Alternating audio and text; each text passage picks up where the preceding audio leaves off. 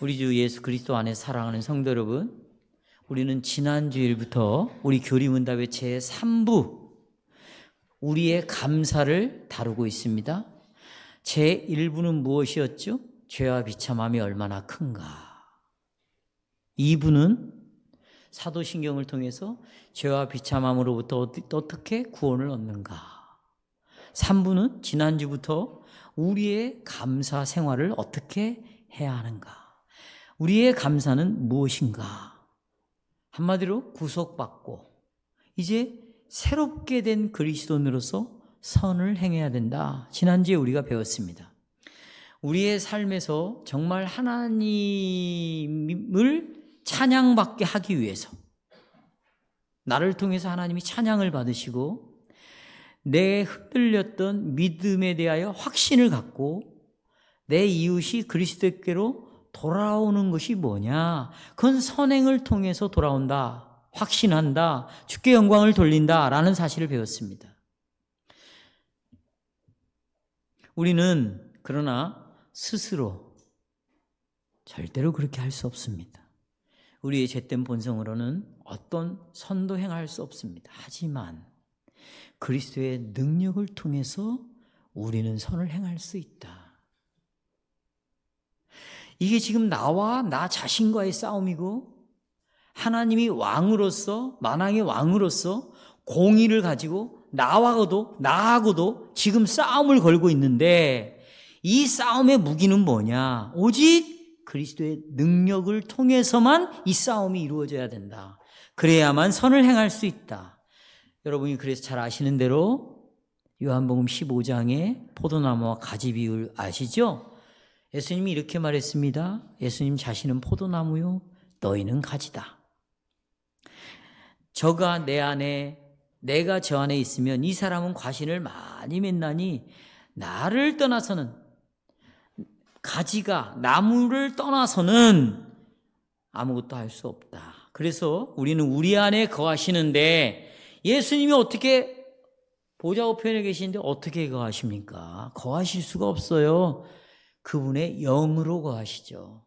그분의 영이 누구십니까? 성령님이 우리 안에 거하시는 것은 예수님이 거하시는 것이고 바로 이 성령의 능력을 통해서 우리는 감사의 열매를 맺을 수 있다. 이것을 우리가 지난 시간에 살펴봤습니다. 제33주일에서 교리문답은 이제 선을 어떻게 행할 수 있는가, 선을 행할 수 있는 방식을 말합니다.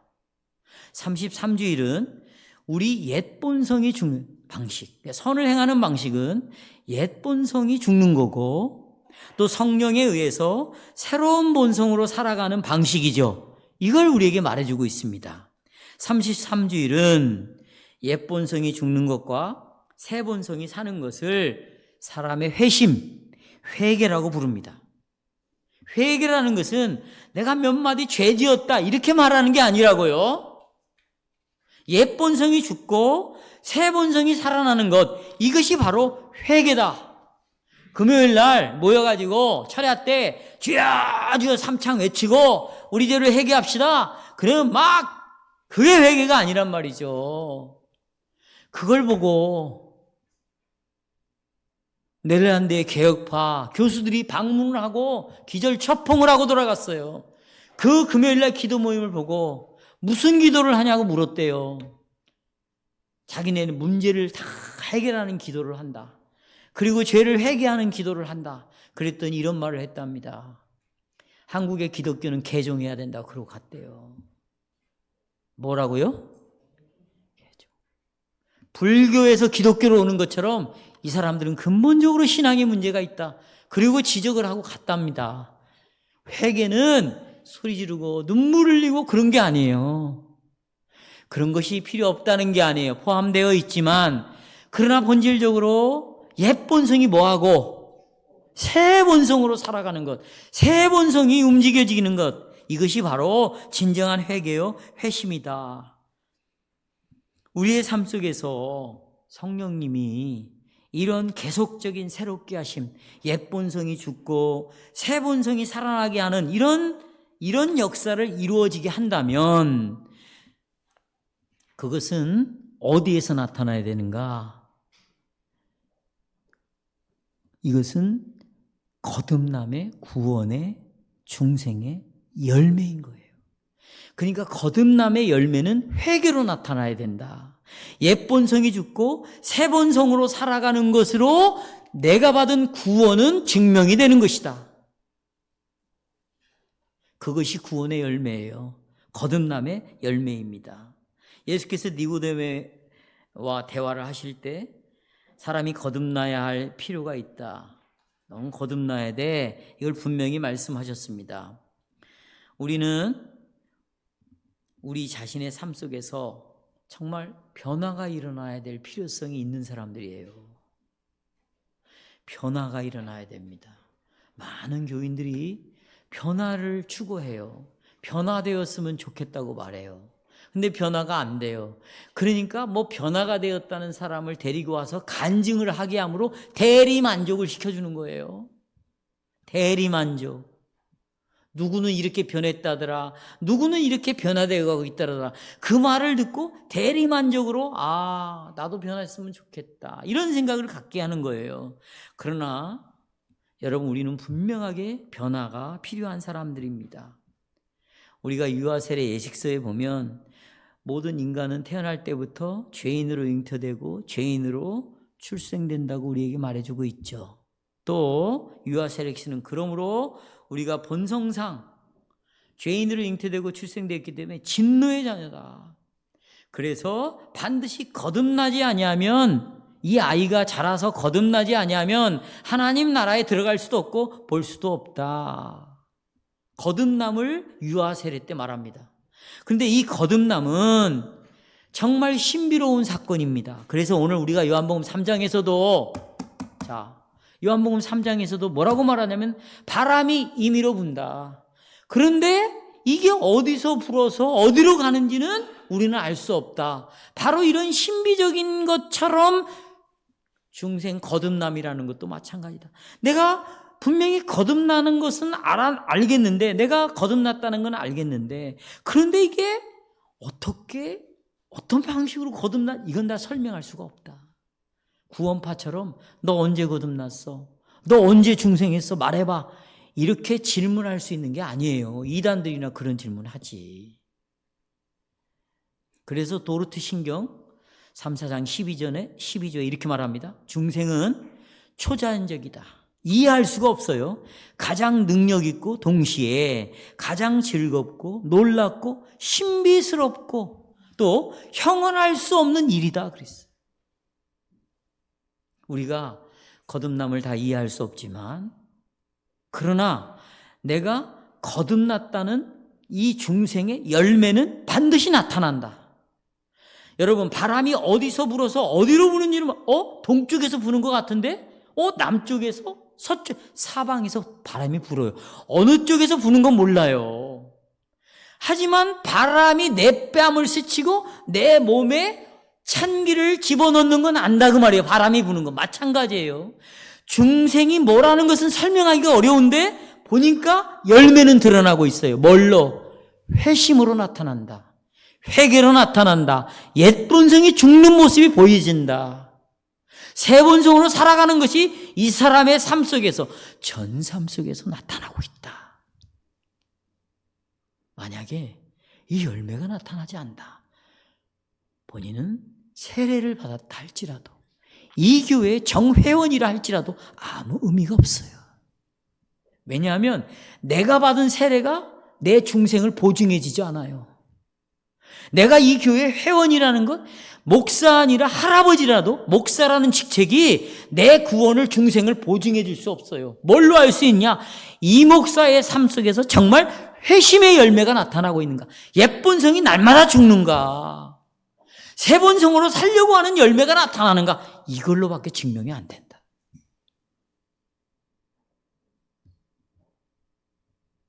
그래서 오늘 33주일은 너무 중요해요. 왜?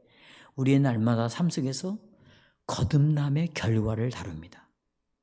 우리는 더 이상 자신이 죄에 지배당하지 않고 성령의 지배를 받아야 됩니다. 이 말은 우리가 결코 더 이상 죄를 짓지 않는다 이런 뜻이 아니라 죄를 지어요.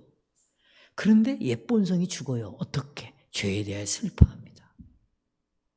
다시 그 죄를 짓고 싶어도 죄를 미워해서, 그리고 죄를 피하기 때문에 그런 죄를 지을 수가 없다.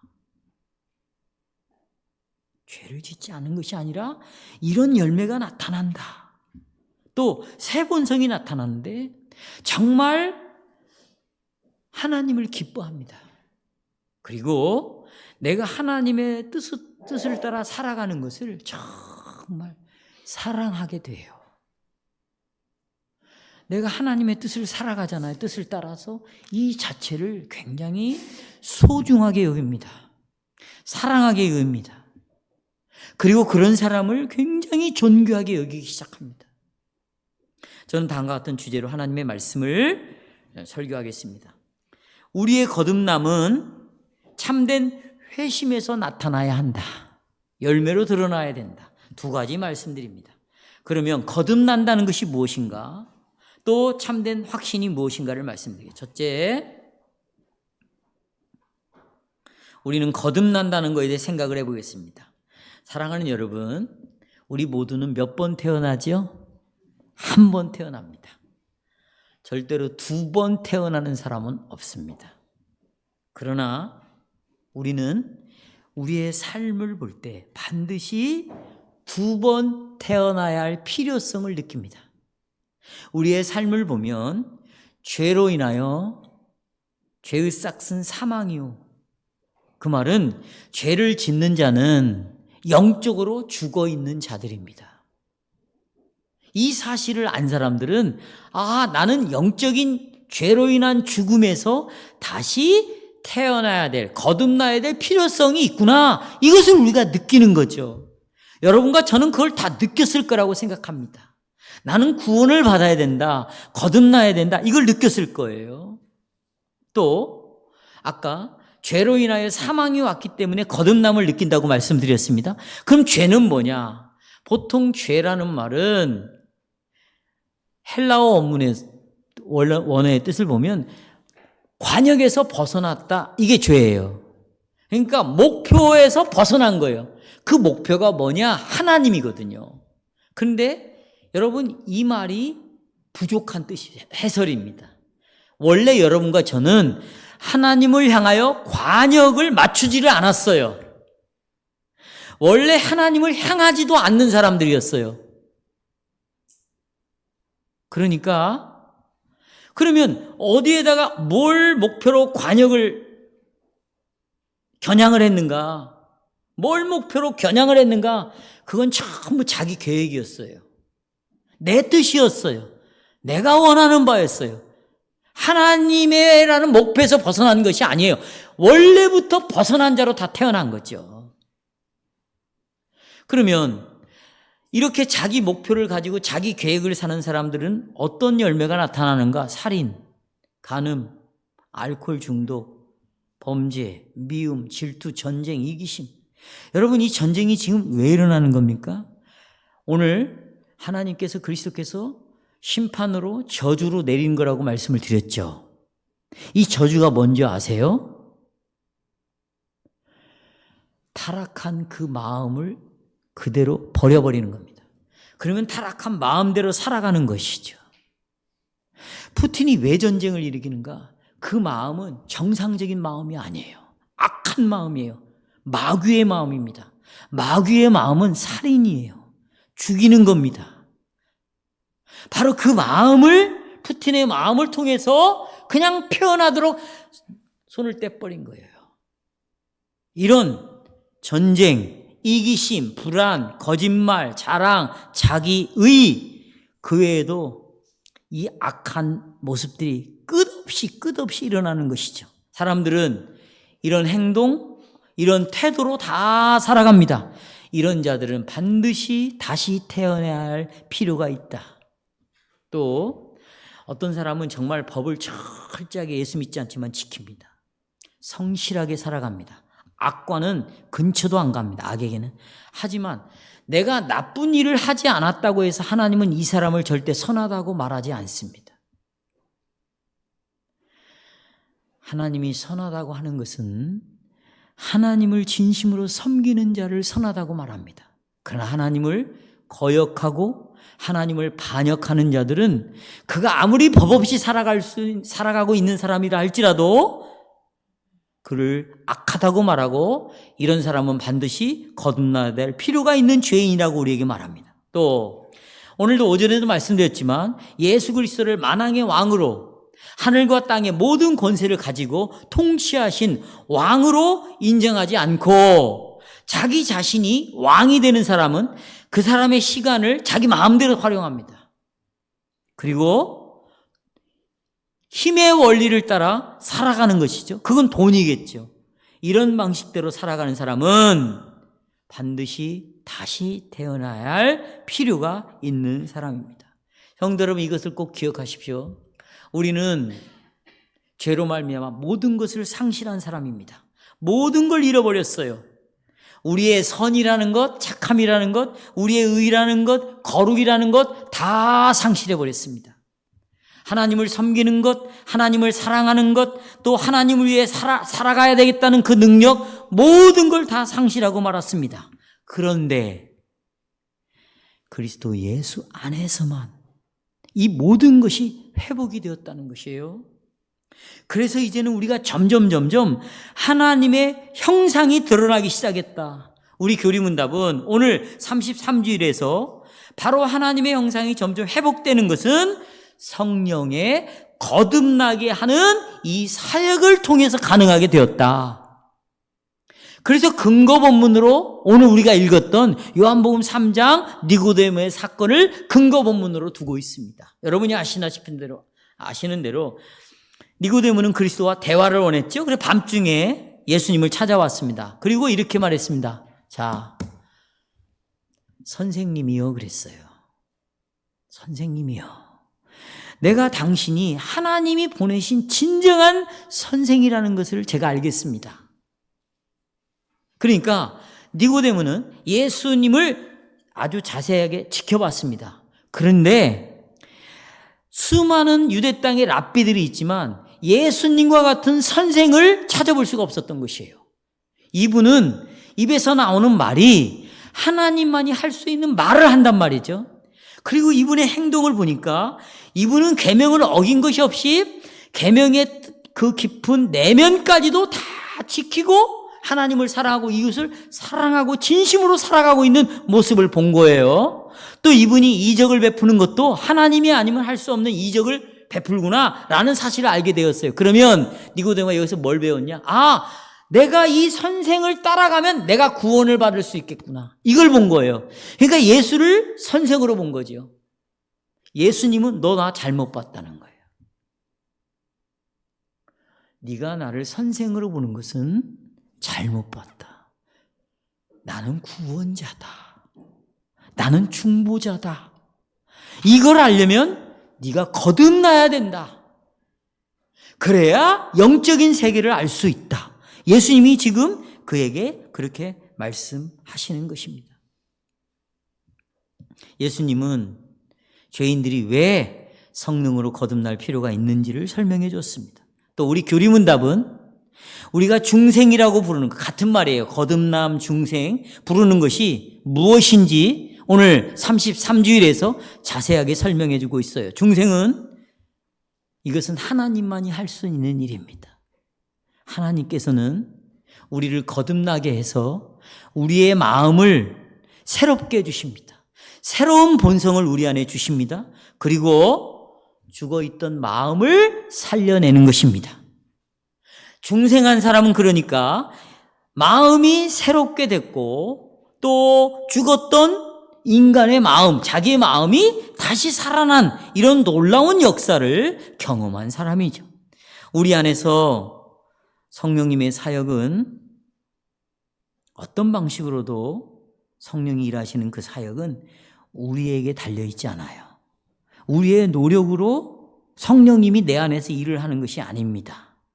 그래서 돌트신경에서는 하나님께서 우리 없이 우리 안에서 역사한다. 한번 따라서 해볼까? 하나님께서 우리 없이 우리 안에서 역사한다.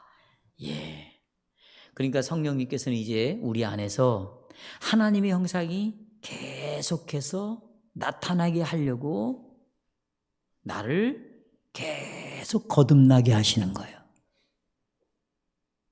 그래서 하나님의 형상이 나타나도록 매일 거듭나게 해요. 매일 다시 태어나게 해요. 살아나게 합니다. 그래서 그 열매가 드러나기를 원해요. 어떻게? 옛 본성이 날마다 죽고 날마다 순간마다 새 본성으로 일어나는 일, 이것은 성령의 능력이 아니고는 일어날 수가 없다. 그래서 우리를 거듭나게 하고 거듭남의 열매가 회개로 나타나는 것은 성령님만이 할 수 있는 일이다. 그래서 거듭나게 하는 일은 변화가 나타나는 거죠. 그렇죠? 왜? 회개가 일어나니까 변화가 일어나는 거죠. 그래서 헬라어는 성령님의 이런 변화라는 단어를 아주 놀라운 단어를 선택을 했습니다. 변화라는 단어를 메타포르포라는 단어를 가지고 왔는데 이게 어디에 쓰여졌냐면 보세요. 로마서 12장 1절에 보면 너희 이 세대를 본받지 말고 너희의 몸을 어떻게 해? 새롭게 뭐하여? 변화하여 너희의 마음을 변화하여 새롭게 변화시켜서 라는 말을 쓰는데 이 변화라는 말이 메타포르포입니다. 여러분, 이 단어는 그 당시 어느 때 썼느냐? 애벌레가 있죠? 근데 이게 시간이 지나니까 나비로 변해요. 이때 메타모르포라는 단어를 변화되었다. 그러니까 아주 나비 새끼가 말이에요. 이게 시간이 지나면서 작은 나비가 큰 나비로 변하는 것이 변화가 아니에요. 여러분, 애벌레와 나비는요, 모양이 다릅니다. 본질이 달라요. 사람은요, 어린아이로 태어나서 그 아이가 계속 자라는 거예요. 변형되는 것이 아니에요. 발전해 가는 거잖아요. 그런데 애벌레가 나비로 되는 것을 성경은 변화다, 이렇게 표현을 하고 있어요. 이 동일한 단어가 바로 거듭남이라는 단어 이 안에 담겨져 있는 내용에도 사용되고 있다. 우리가 거듭났다, 다시 태어났다, 새롭게 태어났다, 변화되었다, 이 말은 담배를 피다가 끊고 술을 먹다가 줄이고 이런 변화가 아니에요. 그건 변화라고 말하면 안 돼요. 예? 메타모르포라는 단어를 쓸 수가 없어요. 너희가 변화되었다라는 말은 근본이 바꿔지기 시작했다는 거예요. 근본이. 그래서 벨직 신앙고백에서 35제에 우리 거듭남을 쭉 설명하고 있는데 여러분 보십시오. 한번 참고해봐요. 자, 이제 전 성경으로 돌아오겠습니다. 벨직을 설명하기보다. 자, 그래서 여러분, 이 애벌레가 나비로 변화되는 이 변화가 성경에 여러 군데 있습니다. 그게 바로 사울이 바울이 되는 변화입니다. 이걸 통해서 우리의 거듭남이 뭔가를 설명해 주고 있어요. 자, 보십시오. 사울은 율법에 대해서 잘 알고 있었고 하나님의 뜻이라고 생각하는 것은 반드시 헌신적으로 그 뜻을 순종하려고 애를 썼던 그런 바리새인이었습니다. 사울은 하나님을 섬기는 아주 열심히 있는 사람인데 아니 예수라는 저 촌놈이 하나 나타나더니 자기가 하나님이라고 말하는 거죠. 그것이 이단인 거죠. 그리고 그를 따르는 제자들이 있어요. 이것도 이단의 그 무리들인 거예요. 그래서 어느 날 자기가 증명서를 하나 받아가지고 이 예수를 따르는 자, 예수는 이제 사라졌으니까 예수를 따르는 자들을 잡아서 끌고 와야 되겠다. 그리고는 다메섹 도상을 가고 있었어요. 근데 빛이 비추더니 하늘로부터 음성이 나왔어요. 사울아 사울아 어찌하여 네가 나를 사울아 이제 불렀어요. 핍박하느냐. 그러니까 사울이 뭐라 주여 누구십니까 그랬어요. 누구십니까 물었어요. 그때 예수님이 나는 네가 핍박하는 예수다. 사울은 깜짝 놀랐어요. 왜? 이 예수는 그동안에 가짜였다고 확실히 믿고 있었거든요. 이건 사입이다.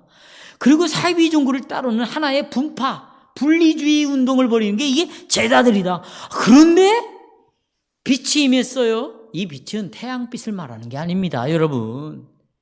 이 빛이 말하고 싶은 것은 하나님이 직접 이 심령에 빛을 비춘 거예요. 성령이 우리 마음에 빛을 비춰달라고 하잖아요. 이 빛을 비췄어요. 그래서 내가 그동안에 그렇게 핍박했던 그 예수가 하나님이시구나, 그 사실을 알게 되고 여기서부터 변화가 오기 시작하는데, 그동안은 자기가 정말 이 율법을 하나하나 지키기 위해서 노력했던, 그 율법을 지키려고 했던 그 선행들, 이것이 내가 구원을 받는데 아무런 도움이 되지 않는구나. 내가 언약의 자녀의 표시로서 할례를 받았는데 이 할례라는 것이 내가 구원받는데 정말 충분하지가 않는 거구나. 그리고 깨달은 것이 나는 본성적으로 타락했구나. 나는 죄인으로 태어났구나. 그래서 사도 바울이 뭐라고 말합니까? 모든 사람이 죄를 범하였음에 하나님의 영광에 이를 수가 없다. 의인은 없나니 뭐다? 하나도 없다. 나는 태어날 때부터 뭘로 태어났다? 디모데전서 1장에 보면 나는 해방자요, 핍박자요, 포행자요, 죄인 중에 우두머리다. 이 사실을 알게 되었습니다. 사랑하는 여러분, 여기서 우리는 하나님의 놀라운 사역을 볼 수 있어야 합니다. 우린 여기서 예수께서 성령을 통해서 사도 바울이 자기 죄를 깨닫게 하는 방식을 보셔야 돼요. 어떻게 죄를 깨닫게 했는가? 그가 예수 그리스도를 봄으로 자기가 누구인가를 알았습니다. 왜 예수님이 십자가에서 우리의 자리에서 우리를 대신해서 죽어야만 했는가? 이것은 바로 내가 죄인이라는 사실이었구나. 내가 태어날 때부터 죄인으로 태어났고 이 죄인은 반드시 하나님의 진노를 받아야 되는구나. 저주를 받아야 되는구나. 근데 예수님이 대신 죽음을 통과하셨구나. 이 사실을 예수님을 보면서 자기를 본 거예요. 죄인 이걸 깨닫게 됐어요. 그 순간 사도 바울은 예수 그리스도 앞에서 자기는 죄인 중에 괴수다. 티끌만도 못한 이런 존재였구나. 죄인으로 태어나고 계속해서 하나님을 대적하는 하나님의 원수였구나. 이 마음이 겸손해지기 시작했어요. 무슨 인사할 때 아니면 사람들이 말할 때 겸손한 이런 거짓 같은 제스처를 취해서 겸손을 나타낸 게 아니고 그의 심령 깊은 곳에서 예수를 바라보고 그분 때문에 내가 죄인 중에 괴수라는 사실을 발견하게 되었어요. 그런데 하나님은 변화를 일으키는데 사울을 이 죄의 구덩이 속에 내버려 두지 않았다는 거예요. 그 죄와 비참함으로부터 이를 구원시켰어요. 누구를 통해서? 예수님이 누구를 통해서? 성령을 통해서 거듭나게 했어요. 그런데 보세요. 어떤 변화가 왔는지. 교회를 핍박하는 그가 복음을 전하는 자가 되었습니다. 왜 나는 복음을 전하지 않는가? 왜 이 싸움을 하지 않는가? 그것은 여러분이 그리스도에게서 초점을 놓쳤기 때문이에요. 그리스도를 바라보지 않기 때문이에요. 믿음으로 그리스도를 바라보기 시작할 때 내 입에서는 복음이 선포될 수밖에 없습니다, 여러분. 이 싸움을 할 수밖에 없어요. 잠을 잘 수가 없습니다. 고통스러워서 나의 부모가, 나의 식구들이, 내 사랑하는 친구들이 이 복음을 모르고 산다는 것 때문에 잠을 잘 수가 없는 거예요. 사도 바울은 변화가 오기 시작했어요. 그리스도 때문에.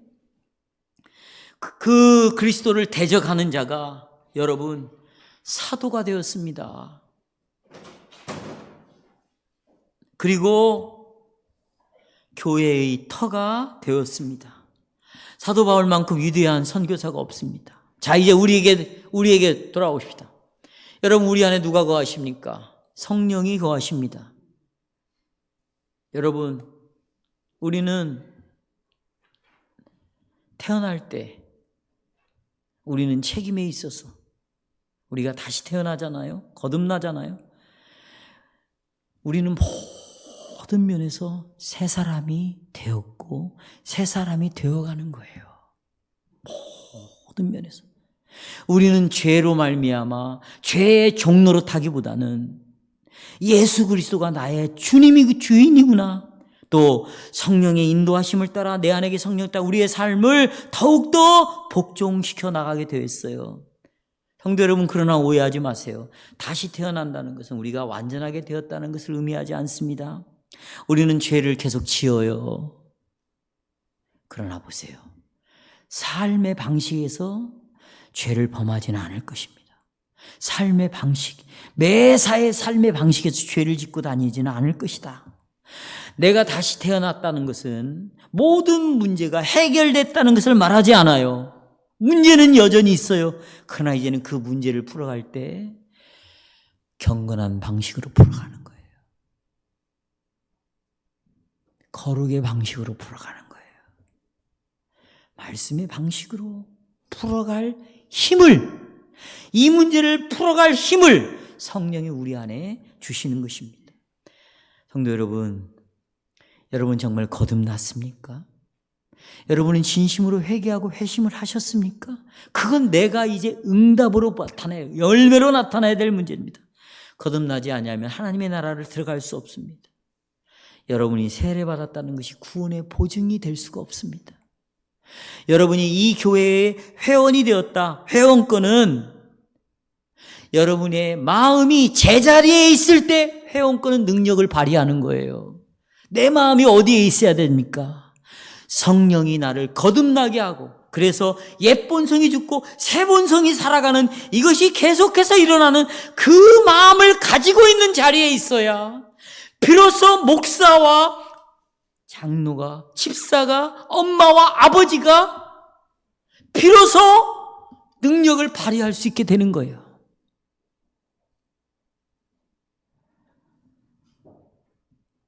우리는 주신 주님 안에서 우리의 생명을 찾아야 할 필요가 있고, 또 우리는 주님을 섬기는 데 있어서 정말 헌신해야 될 사람들입니다. 우리의 중생은 구원에 이르는데 반드시 필요한 것입니다.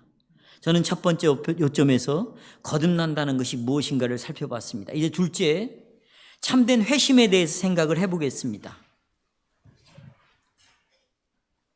사랑하는 여러분, 우리는 특별히 우리의 거듭남이 참된 회심, 회개 속에서 나타나야 된다.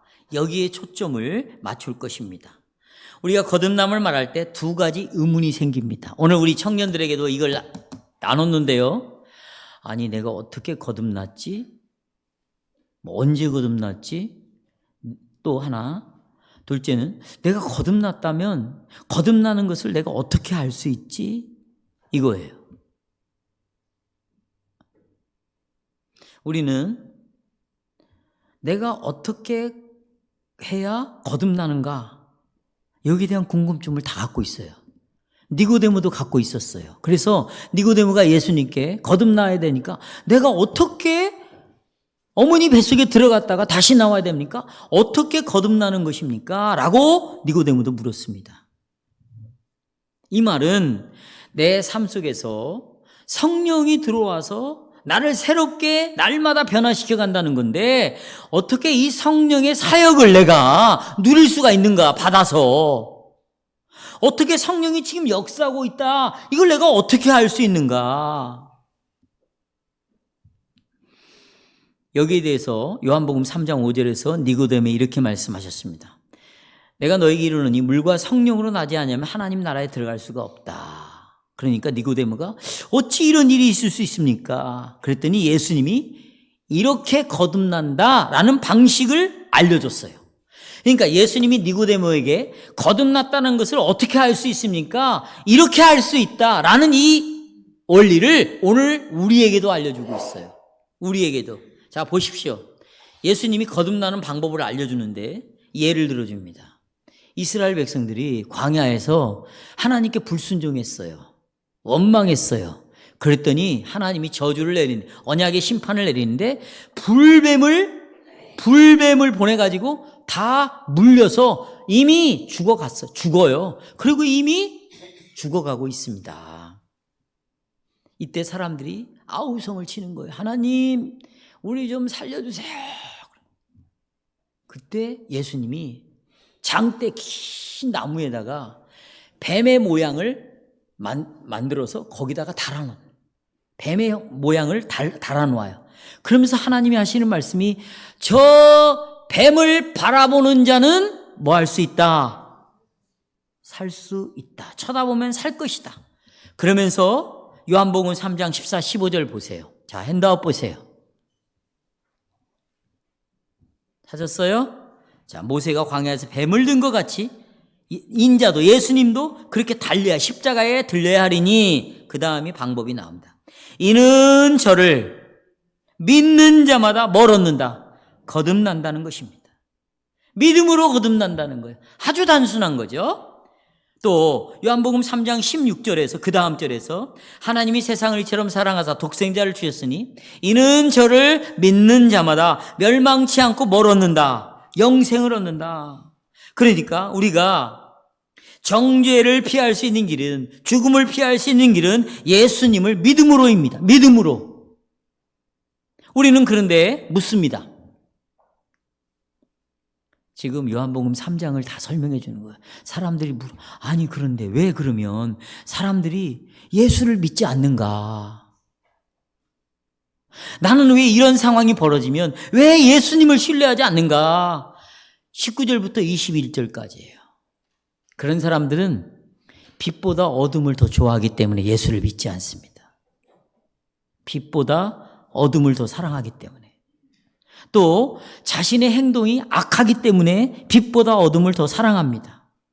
또 빛을 사랑하면 어둠이 실체가 드러나잖아요. 이런 걸 두려워하기 때문이다. 이런 것들을 19절부터 21절까지 쭉 설명을 하죠. 그리고 두 번째 질문으로 넘어갑니다. 자, 이제 어떻게 거듭났는가? 믿음으로 거듭난다. 아주 단순하죠. 그렇죠? 그렇다면 이번에는 자 보십시오. 내가 예수를 믿었다면 어떻게 내 안에서 거듭났다는 것이 열매로 나타나는가? 아주 단순합니다. 참된 회개, 회심의 열매를 나타날 때, 아, 나는 거듭난 사람이구나. 이걸 알 수 있습니다. 자, 저를 보십시오. 여러분, 거듭나게 하는 사역은 전적으로 누구의 사역이라고 그랬어요?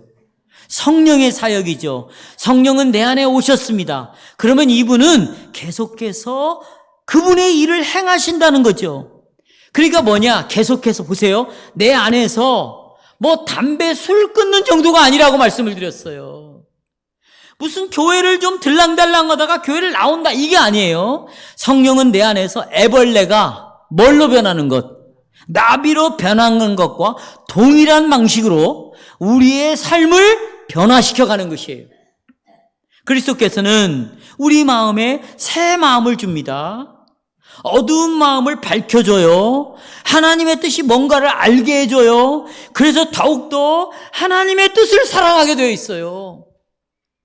이것이 어떻게 일어나지? 증명할 수가 없어. 그러나 이런 열매가 드러나기 시작하는 거예요. 이런 열매가. 내 의지를 변화시켜줍니다. 이것을 지금 말씀드린 이 내용을 로마서 12장에서 우리에게 뭐라고 말하냐? 12장 1절에서 보세요. 우리의 마음을 너희의 몸을 산 제물로 하나님 앞에 드리라 그러잖아요. 그리고 우리의 마음을 새롭게 함으로 뭘 받으라? 변화를 받으라고 명령을 하잖아요. 여기에서 바울은 우리가 어떻게 새롭게 함으로 변화를 받는가를 쭉 설명해요. 그게 뭐냐? 예수 그리스도 때문에 바로 우리의 마음은 애벌레가 나비가 변하는 것처럼 변화가 일어난다. 그래서 너희는 이 마음을 품으라고 그랬어요. 예수의 마음. 예수의 마음. 예수가 어떤 마음이에요? 그리스도는요, 우리의 생명을 위해서, 여러분 보세요. 자, 봐요. 우리의 생명이 어떤 생명인데, 참으로 천박한 생명, 정말 오염된 생명, 가난한 생명이에요. 우리의 생명은 죄밖에 없는 생명이에요. 죄를 짓는 생명밖에 없어요. 이런 여러분, 이렇게 비참하고 보잘것없는 것을 위해서 여러분의 재산을 바치겠습니까? 그럴 사람 아무도 없어요. 그런데 이렇게 비참한 생명을 위해서 하나님의 가장 부유한 생명을 가지고 계신, 가장 부유한 생명을 가지고 계신 예수 그리스도께서 우리를 위하여 그 생명을 내놓으셨다는 것이에요. 이것이 예수님이 우리에게 보여준 것입니다. 그리고 예수님은 아버지의 뜻을 이루기 위해서, 아버지가 할 수 있거든 내 뜻대로 마옵시고 아버지의 뜻대로 하시옵소서 라는 이 아버지의 뜻을 행하기 위해서 그분은 종의 형체를 가지고 이 땅에 오셨습니다. 우리는 이 예수 그리스도를 믿는 거고, 성령은 우리 안에서 이제 예수의 모습이, 너희는 이 마음을 품으라 라고 말한 것처럼 내 행동과 태도에서 예수의 마음이 드러나도록 성령은 계속해서 회개의 삶을 살게 할 거예요. 옛본성이 죽이고 새본성으로 살아가는 삶을 살게 할 것입니다. 그게 뭡니까? 새본성으로 나타나는 게 뭡니까? 변화된 열매가 뭘까요? 성령의 열매죠. 사랑이 나옵니다. 희락이 나옵니다. 화평이 나옵니다. 오래 참음이 나옵니다. 자비가 나옵니다. 양성, 충성, 온유, 절제, 이런 것들이 내 안에서 이제 열매를 나눠. 그렇다고 우리가 옛 본성이 사라진 건 아니에요. 그대로 있습니다. 그러나 성령은 새 본성으로 옛 본성을 이기게 만들어버리고, 새 본성으로 옛 본성을 덮어버리게 만들고, 새 본성이 옛 본성을 따라가는 것이 아니라 새 본성이 옛 본성이 새 본성을 따라오게 만드는 그 일을 한다는 것이에요. 그러나 이렇게 살아가는 것은 우리가 항상 이렇게 하나님을 기쁘시게 할 수 있다, 상당히 하나님을 기쁘시게 할 수 있다, 이런 뜻이 아니에요. 우리는 결코 완전하지 않습니다. 우리는 도움이 필요한 자들이에요. 순간순간마다 보십시오. 사도 바울이 거듭났습니다. 성령이 오셨습니다. 충만했습니다. 그런데 로마서 7장에서 자기가 율법을 따라 선을 행하고 싶어요. 그런데 어느새 내 마음속에서 죄를 짓고 싶은 마음이 나를 끌고 가버린다. 이 말은 뭐예요? 나는 계속해서 성령의 도움이 필요한 사람입니다. 성령이 도와주지 않으면 나는 다시 죄 아래 팔릴 수밖에 없습니다. 죄를 짓고 죄의 종노를 할 수밖에 없습니다. 그러나 내가 그렇게 살지 않는 이유가 뭔지 아십니까? 성령이 내 안에 계시고 그 성령은 나로 하여금 그리스도 앞에 바라보게 합니다. 앉혀놓게 합니다. 그리스도를 의지하게 합니다. 그리스도가 이뤄놓으신 그 놀라운 구원의 역사를 나의 것으로 누리게 합니다. 어떻게? 나의 옛사람은 죽었구나, 십자가에서. 그리고 나는 예수님이 부활할 때 어떤 사람으로? 새로운 사람으로 부활했구나. 이것을 받아서 누리게 만드는 게 성령이다. 여러분, 우리는 삶의 밑바닥에 떨어질 수 있습니다. 여러분은 그 밑바닥에 떨어질 것입니다. 그러나 여러분은 거기에 계속 머물러 있지 않을 것입니다. 참된 회심은 옛 본성이 죽는 걸 포함하는 것이에요. 옛 본성이 죽는 것은 하나님을 진노하게 된 이 죄에 대한 슬픔, 미워함, 피하는 것입니다. 회개라는 것은 하나님, 내가 이런 죄를 졌는데 잘못했어요, 이것이 아니에요. 이것을 훨씬 뛰어넘는 것입니다. 참된 회개는 죄를 끊는 것을 포함하는 거예요. 먼저는 내 마음의 변화가 일어나는 거. 어떻게? 슬픔, 미움, 피하고 싶은 것, 내 말에 있어서나 행위에 있어서 피하고 싶어요. 마음의 변화가 먼저 오는 거예요. 그리고는 행위에 있어서 외적으로 실제로 피하기 시작합니다. 둘 다를 포함하고 있어요. 마음의 변화와 외적인 변화. 성도 여러분, 여러분 정말 죄를 미워하고 여러분 죄를 피한다고 여러분 말할 수 있겠습니까? 그동안에 죄의 소나교에서 놀던 여러분들이 이 죄를 어떻게 처리하셨습니까? 죄를 고백하십니까? 죄를 미워하십니까? 죄에 대해 슬퍼하십니까? 성령님, 이 죄를 제거해 주세요. 나는 정말 이제는 성령이 주시는 그 힘과 능력으로 새로운 삶을 살고 싶어요. 이 계명을 따라 순종하고 살고 싶어요. 이 계명대로 살고 싶어요. 이것이 하나님이 기뻐하시는 거예요. 나는 더 이상 하나님을 슬프게 하고 싶지 않아요. 하나님을 미워하는 삶을 살고 싶어 않아요. 하나님, 나를 이렇게 붙잡아 주세요. 여러분, 이렇게 여러분의 죄를 고하고 정말 거기서 벗어나기를 원하십니까? 나는 여러분들이 정말 세상 것을 사랑하는 줄 압니다. 죄 지키를 좋아합니다. 하지만 예수님 십자가에 죽으셨을 때 우리도 죄에 대하여 죽었습니다. 죄가 있다면, 여기 보세요. 죄가 있다면 내가 죽었어요. 죽은 사람한테는 이 죄가 더 이상 나에게 영향을 끼칠 수 없어요. 빚이 있어요. 근데 내가 죽어버렸어요. 더 이상 빚이 갚으라고 나에게 말할 수 없습니다. 죽었는데요. 화장해서 다 태워져서 다 뿌려졌는데 어떻게 빚을 갚으라고 말합니까? 내가 죽었는데 죄가 어떻게 나보고 죄를 지으라고 요구할 수 있어요? 여러분, 나는 살아있습니다. 얼마든지 죄를 지을 수 있어요. 그러나 예수를 믿습니다. 어떤 예수? 예수님이 죽었을 때 여러분도 죽었어요. 그러니까 죄라는 놈이 나에 대해서 지으라고 말할 수가 없는 거예요. 죽었는데 어떻게 말해? 그 대신 나는 살아났어요. 하나님에 대하여.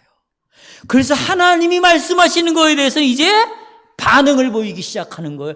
이것을 거듭났다고 말하는 거예요. 중생했다고 말하는 거예요. 이걸 회개라고 말하는 거예요. 그 역사가 내 안에서 이해할 수 없는 방식으로 일어났단 말이죠.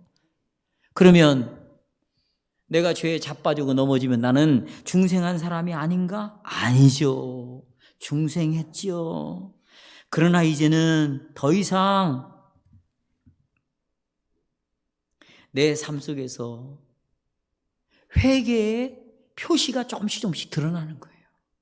옛본성이 죽고 새본성이 살아나는 이런 일들이, 경건한 슬픔이, 경건한 기쁨이 우리 안에서 일어나는 것입니다. 말씀을 맺겠습니다. 여러분이 아무리 부족해도 여러분은 여러분의 삶 속에서 성령의 열매를 볼 것입니다. 비록 하나님과 함께하는 여러분의 삶이 불안정해, 자꾸 하나님의 마음을 아프게 해. 그럼에도 여러분은 성령이 나를 이렇게 변화시켜 가고 있구나. 그걸 여러분이 볼 것입니다. 얼마나 감사할 일입니까? 얼마나 기뻐할 일입니까? 이런 은혜를 주시는 하나님을 찬양합시다. 계속 성령을 따라갑시다. 죄의 본성을 만족시키지 맙시다. 자신의 믿음의 열매를 따라 살면 우리는 믿음에 대하여 더 확신을 갖게 될 것입니다. 여러분의 삶 속에서 성령이 계속해서 일하시는 것을 통해서 변화가 일어나고, 그리고 하나님께 영광을 돌립시다.